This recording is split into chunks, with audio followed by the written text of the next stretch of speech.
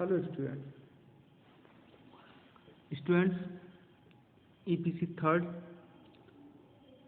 We at first year में हम ICT in education, जिसमें से हमने information communication technology in education, information communication technology का हम एजुकेशन में किस तरीके से प्रयोग कर सकते हैं। तो हमने सबसे पहले इंफॉर्मेशन समझ लिया, हमने कम्युनिकेशन के कुछ पार्ट पढ़ लिए, जैसे कम्युनिकेशन का अर्थ, कम्युनिकेशन के टाइप्स, और आज हम कम्युनिकेशन का मीनिंग, कम्युनिकेशन की प्रक्रिया और कम्युनिकेशन के टाइप्स, 3 टॉपिक पढ़ लिए थे। और आज हम पढ़ेंगे कम्युनिकेशन जो है, जो वेरिएशन है इन कम्युनिकेशन, यानी संप्रेषण में बाधाओं के विषय में पढ़ेंगे। जैसा कि आप जानते हैं कि हम एजुकेशन के अंतर्गत पढ़ रहे हैं, तो हमें क्या करना है, जो हमारा जो वेरिएशन होगा वो कहाँ होगा। भाई हम एजुकेशन दे रहे हैं, यदि टीचर की बात करें तो उसका जो वेरिएशन होगा वो अधिकतर एक या तो हाइपोथेटिकल कंडीशन बना लेते हैं या तो मान ही लेते हैं कि क्लास रूम कम्युनिकेशन होता है। भाई हमारा जो कम्युनिकेशन हो रहा है, आज तो हम वीडियो के थ्रू पढ़ा रहे हैं, मगर हमारा जो एक कम्युनिकेशन की स्पेलिंग रहता है COMMUIN कम्युनिकेशन, ये हमारा क्या है, जो कम्युनिकेशन है वो क्लासरूम में ही होता। अगर हम उस कम्युनिकेशन में क्या होता है, जो मेन रूप से होता है टीचर, जैसे हम क्या कर सकते हैं, सेंडर जो मैसेज का सेंड करता है, और एक मैसेज होता है, ठीक है, वो किसी ना किसी वे से कम्युनिकेशन वे होता है हमारा, कम्युनिकेशन चैनल मान लो, वे मान लो, या रास्ता मान लो, ये रास्ता है, ठीक है। भाई ये मैसेज को कोई ना कोई रास्ते से हम कहाँ तक पहुंचाएंगे, स्टूडेंट तक पहुंचाएंगे, और स्टूडेंट अपनी बात को फीडबैक के रूप में टीचर तक पहुंचाएगा। ये जो व्यक्ति होगा, मतलब टीचर होगा, वो कहाँ तक पहुंचाएगा, स्टूडेंट तक, और स्टूडेंट कहाँ तक पहुंचाएगा, टीचर तक। अब जो मैसेज होगा वो या मेनली या लिखित होगा या तुम्हारा लेक्चर फॉर्म में होगा। कहने का मतलब है शाब्दिक होगा, लेक्चर फॉर्म में होगा, या लिखित होगा। उन जो मैसेज होगा या कह सकते हैं अपना ज्ञान होगा, उसमें इस वे में जो वेरिएशन आएंगे, यानी कि संप्रेषण में बाधा आएंगी, जो वेरिएशन आएंगे उन्हें हम क्या कहेंगे, वेरिएशन कम्युनिकेशन। मतलब एक टीचर और एक स्टूडेंट में के, ये स्टूडेंट कौन है, रिसीवर, ये रिसीवर है, ये रिसीवर जो है और ये सेंडर है, इन दोनों में जो कम्युनिकेशन रास्ता है उसके बीच में जो बाधाएं आएंगी उन्हें हम क्या कहते हैं, वेरिएट इन कम्युनिकेशन, यानी कि संप्रेषण की बाधाएं। कभी कभी क्या क्या होती हैं वो हम 1 बाय 1 देखेंगे किस तरीके से बाधाएं आती हैं। तो हम जो हेडिंग है इससे ही क्लियर करेंगे। हमारा ये क्या है, variation in communication, variation in communication यानी संप्रेषण में बाधाएं। हम ऐसे 3 या 4 पार्ट्स में डिवाइड कर लेते हैं 1 बाय 1। पहला हो जाएगा हमारा भौतिक बाधाएं, भौतिक बाधाएं, इन्हें हम क्या कह सकते हैं, फिजिकल वेरिएशन।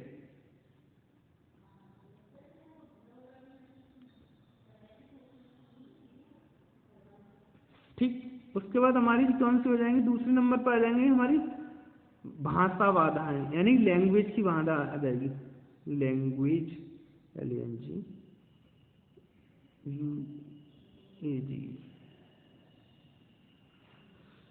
लैंग्वेज वेरियस, ठीक, यानी कि भाषा की बाधाएं। उसके बाद हमारी आ जाएगी थर्ड, मनोवैज्ञानिक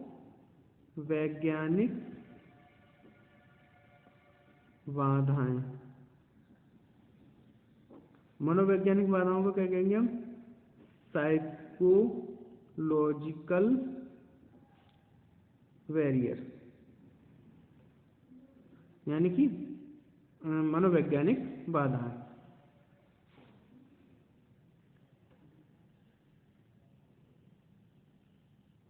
और हमारी जो बाधाएं होंगी लास्ट हम कह सकते हैं हम एक तरीके से संगठनात्मक बाधाएं,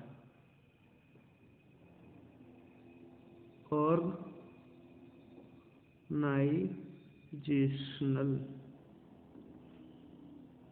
बैरियर्स, इसे कहते हैं हम संगठनात्मक बाधाएं। क्लियर? भौतिक बाधाएं क्या होती हैं? हमने 4 बातों में बांट दिया। वातावरण, भौतिक असुविधाएं, जो वातावरण है या भौतिक असुविधाएं हैं, कह सकते हैं जैसे हमारा क्लासरूम है। आप लोग क्लासरूम में आते हैं और क्लासरूम में जो भौतिक रूप से प्रभावित करती हैं क्लासरूम में मतलब कम्युनिकेशन के लिए, वो बाधाएं क्या होंगी? हमारी भौतिक बाधाएं। जैसे मैं 1 by 1 क्लियर करने की कोशिश करता हूँ। शोर, नॉइज है, हमारा क्लास में बहुत ज़्यादा नॉइज है, तो मैं अपनी बात, एक टीचर अपने स्टूडेंट्स को अपनी बात बता सकता है? नहीं बता सकता। तो एक शोर हो सकता है। दूसरा क्या हो सकता है?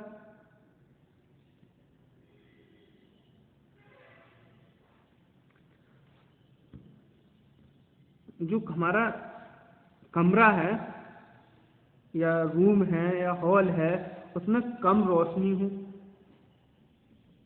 जब हम आई कांटेक्ट नहीं कर पाते हैं, रोशनी ही कम है, तो उस टाइप की जो बाधाएं होती हैं वो हो सकती हैं। जैसे मान लीजिए क्लासरूम इतना बड़ा है, एक मल्टीपर्पस हॉल है बड़ा हमारे कॉलेज में, उस रूम में हम माइक का प्रयोग ना करें, तो हमारी जो दूरी है और हमारी आवाज़ है उसमें ये कहा जाए मतलब, तो वो चीज़ जो कह सकते हैं हमारा जो माध्यम,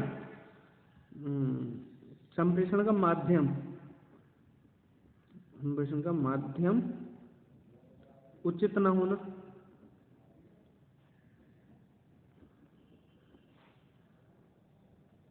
तो ये जिस टाइप की जो बाधाएं होती हैं वो कौन सी बाधाएं कहलाती हैं? भौतिक बाधाएं कहलाती हैं। क्लियर? भाई हमारा माइक था, हम भाई बच्चों को ज़्यादा संबोधन कर रहे थे, ज़्यादा बताना चाह रहे थे, हमारी आवाज़ ही नहीं पहुंच पा रही है पीछे तक, तो ये वाला होता है। अब लैंग्वेज की बात करते हैं। भाई ये सबसे इम्पोर्टेंट बाधाएं हैं। जैसे हमारे क्लासरूम में आप देखते हो क्या हो रही है कि लैंग्वेज, कुछ बच्चे जो मैं एक मेन भी बता लूँ कि कुछ बच्चे CBSE बोर्ड से पढ़ के आते हैं या फिर केंद्रीय विद्यालय हैं या जहाँ पे इंग्लिश ज़्यादा पढ़ाई जाती है, उन्हें जो वोकाबलरी उनकी है या उनकी जो अंडरस्टैंडिंग है वो इंग्लिश में अच्छी है, ना कि हिंदी में अच्छी है।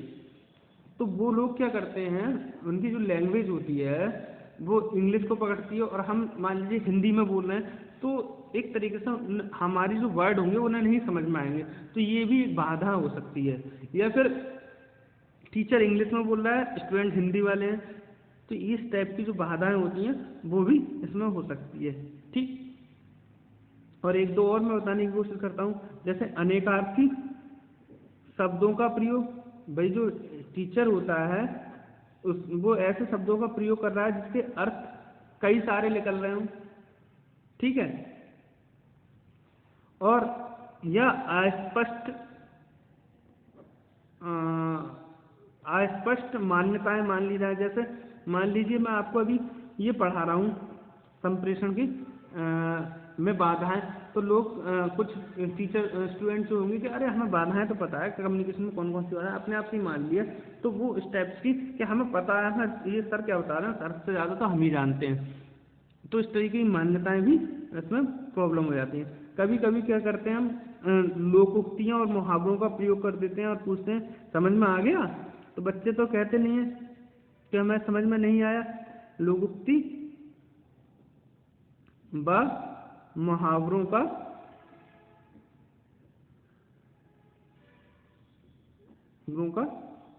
प्रयोग क्या होता है स्टूडेंट, जो टीचर्स होते हैं वो क्या करते हैं, कहा जाए टीचर जो होते हैं वो क्या करते हैं, मतलब कहावत में मार देते हैं। कोई बात अपनी बात सुनानी होती है, तो कभी कभी बच्चों को वो कहावत का अर्थ नहीं पता होता है, तो या पता होता है तो गलत पता होता है, तो वो क्या करते हैं, उनका अर्थ समझ में नहीं आता है। हम बात करते हैं मनोवैज्ञानिक बाधाओं की। मनोवैज्ञानिक बाधाएं कैसी होती हैं भाई, ये होती हैं भावनाओं पर डिपेंड होती हैं।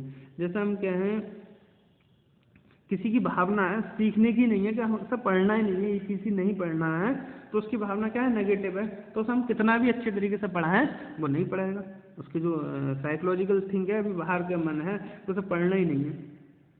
ध्यान की कमी, मान लीजिए मैं पढ़ा रहा हूँ और आप क्या कर रहे हैं, स्टूडेंट्स जो हैं हमारे, वो क्या कर रहे हैं, क्लासरूम के बाहर एक अच्छा प्रोग्राम चल रहा है। मान लीजिए हमारा क्लासरूम बीएड है और पास में बीकॉम है, बीकॉम में कोई प्रोग्राम चल रहा है, बच्चों का ध्यान वहाँ पे बार बार जा रहा है, ध्यान के अरे वहाँ पे क्या हो रहा होगा, वहाँ क्या हो रहा होगा, तो उनके ध्यान में कमी होती है। या फिर मान लीजिए खिड़की है, कभी कभी आपने एडिशन का देखा होगा, एडिशन को बचपन में क्या हो रहा था, वो उड़ती हुई चिड़िया को देख रहा था, ठीक है। तो इस टाइप से एक इंसान क्या हो रहा था, जो सोच होती है उसकी, ध्यान की कमी, ये चीज़ें कहा जा सकता है। क्लियर, ध्यान में कमी हो सकती है और अविश्वास हो सकता है। भाई वो बहुत सारे बच्चों को क्या होता है कि टीचर हमें क्या पढ़ाएगा, विश्वास ही नहीं उन्हें कि इनकी जो टीचिंग है हम इनसे बेटर जानते हैं, विश्वास कर लिया।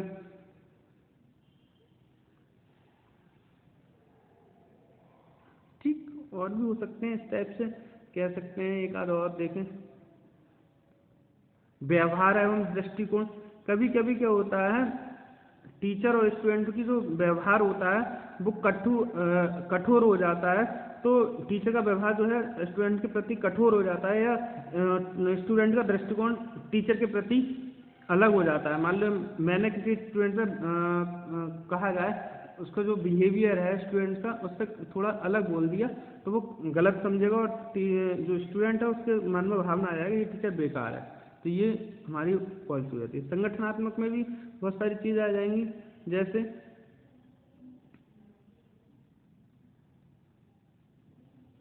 स्थान। स्थान बहुत अच्छी चीज़ होती है। जैसे मान लीजिए हम क्लासरूम की जगह, अभी आप लोगों को मतलब जाड़े हैं और बच्चों को ठंड लग रही है, हम क्लासरूम बहुत अंदर है और इसमें धूप का एक करंट भी नहीं आ रहा है, उसे ठंड लग रही है और बाहर धूप अच्छी निकल रही है, तो एक स्थान बहुत ज़्यादा इम्पोर्टेंट होता है। मान लीजिए वहाँ पर स्थान अच्छा नहीं है, तो ऐसे स्थान पर कम्युनिकेशन होना चाहिए जहाँ पर स्टूडेंट और टीचर में अच्छा संबंध और अच्छा बॉन्डिंग हो जाए। और कहा जाए उपकरण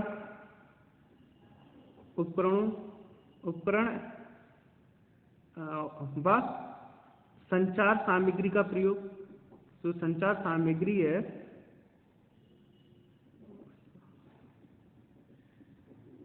का उचित प्रयोग हो जाता है तो अच्छा कम्युनिकेशन हो जाता है। जैसे हम मान लीजिए पढ़ा रहे हैं, ओवरहेड प्रोजेक्टर से पढ़ाएं और 3D डायमेंशन का प्रयोग करें तो अच्छा समझ में आता है। Thank you very much.